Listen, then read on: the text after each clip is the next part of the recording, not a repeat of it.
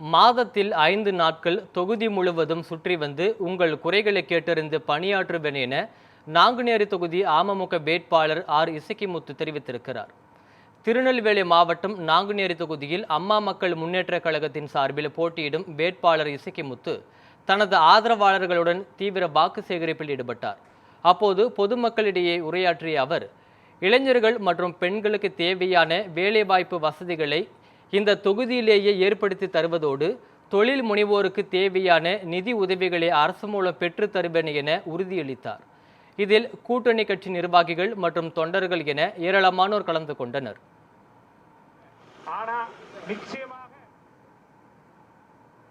இந்த இடத்தை பொறுத்த வரைக்கும் இன்னைக்கு உங்கள் முன்பு உங்களைப் போல உங்களில் ஒருவனாக இருக்கும் நான் உங்களின் பேராதரவோடு வருகிற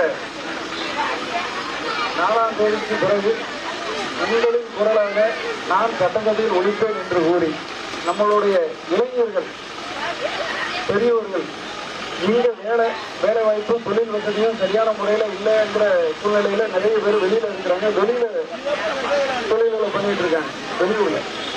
அதை நம்ம இங்க ஏற்படுத்தணும். அதற்காக தொழில் முனைவோருக்கு தேவையான நிதி வசதியை அரசு மூலமாக பெற்றுக் கொடுக்க வேண்டும். தொழில் முனைவோருக்கு பயிற்சி அளிக்க வேண்டும். பெண்களும் தொழில் முனைவோராக வர வேண்டும்.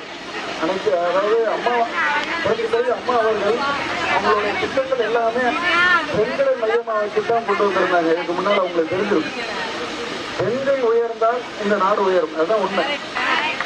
நீங்க நிம்மதியாகவும் சந்தோஷமா இருக்கணும்.